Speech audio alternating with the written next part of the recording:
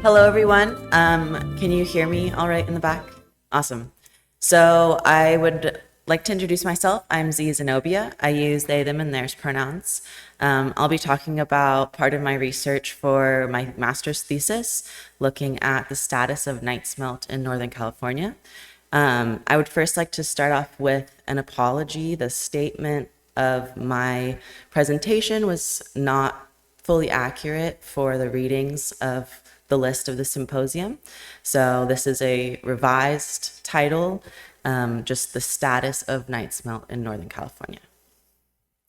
So I'd like to start with a land acknowledgement. We're currently on the land of the Wiyot tribe.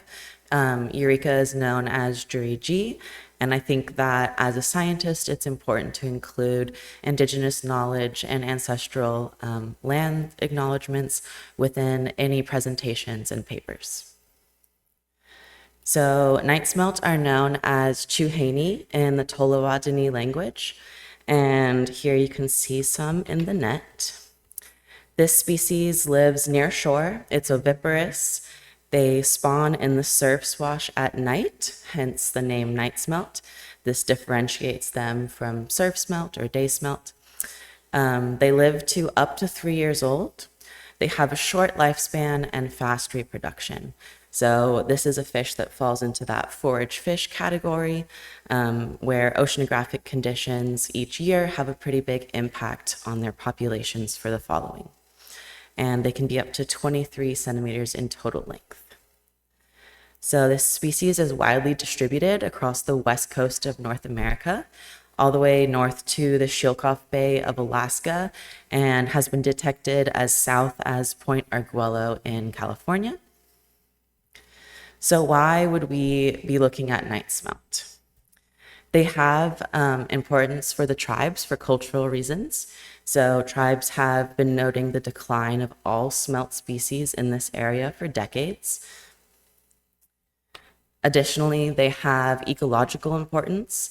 They fill this role in between zooplanktons and larger fish.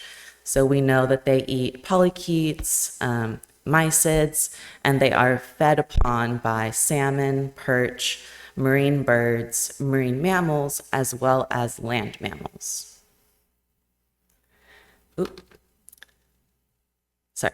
And they have economic importance. So night smelt are among the top 10 commercially fished species in Northern California, so in the Eureka and Crescent City ports. And they are primarily managed through gear and area restrictions. So this project developed in 2014.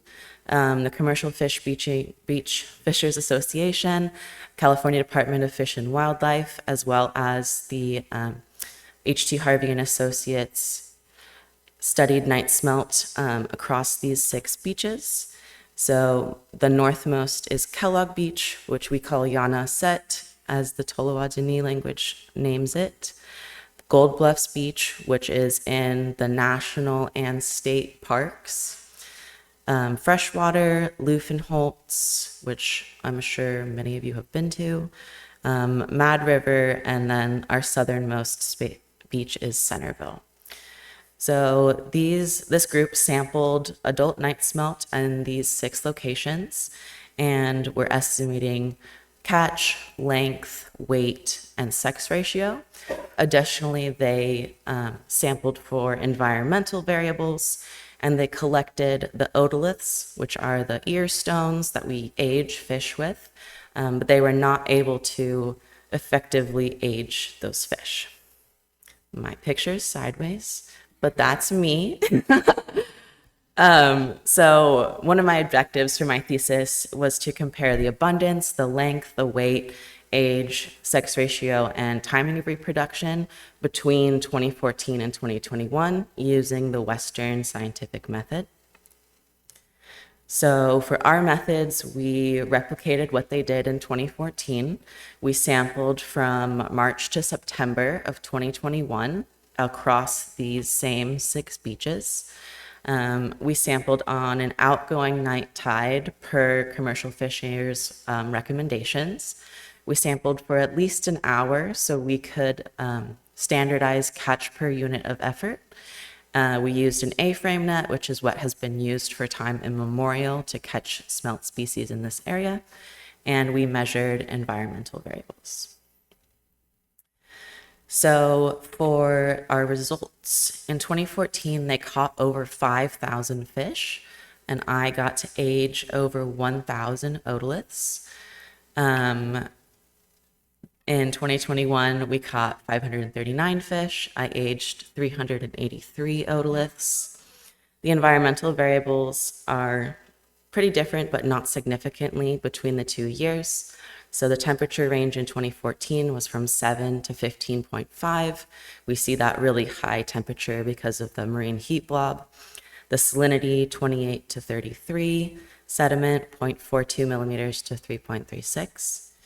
And then for 2021, the average temperature was between 11 and 13.3 C, salinity 32 to 35 parts per thousand, and 0.125 to 2 millimeters for the sediment size range. So here are our results for catch, and we use different results for abundance. So these units are not directly comparable. In 2014, they estimated total catch per night. In 2021, we have catch per angler per hour. So in 2014, they caught about 150 fish per night. In 2021, we caught about 7 fish per angler per hour. So our results show that the total length is significantly smaller from 2021 compared to 2014. 2014 average length was 123 millimeters, and in 2021 it was 117 millimeters. You can see the years and the length on the Y. For our weight, we have similar results. So significantly heavier fish were found in 2014 than in 2021. They averaged about 12 grams in 2014 and 10.5 grams in 2021. Again, weight and year. So we also looked at the ages. So this is an image of the night smelt otolith. Again, that's their ear stones. This little red line is pointing to the annuli. So in 2014, they were about 1.24 years old, plus or minus 0.45. In 2021, they were 1.02 years old, plus or minus 0.2. And these ages are significantly different. We also looked specifically at 1-year-olds and 2-year-olds separately. So in 2014, 15% of the population was 2-year-olds, and in 2021, only 3% of the population was 2-year-olds. And then the percentage of females in catch, in 2014, it was about 7% of the total catch. In 2021, it was only 4%. This is significantly significant. And for our conclusion, we are seeing that the length has significantly decreased between 2014 and 2021. We're seeing that the weight has significantly decreased between 2014 and 2021. We're seeing the age has significantly decreased between 2014 and 2021. And additionally, the sex ratio has decreased from 7 to 4 in 2014 to 2021. And the abundance is not directly comparable. So this is a quick overview of what we've found for these scientific Western methods. And that is what I've got to say.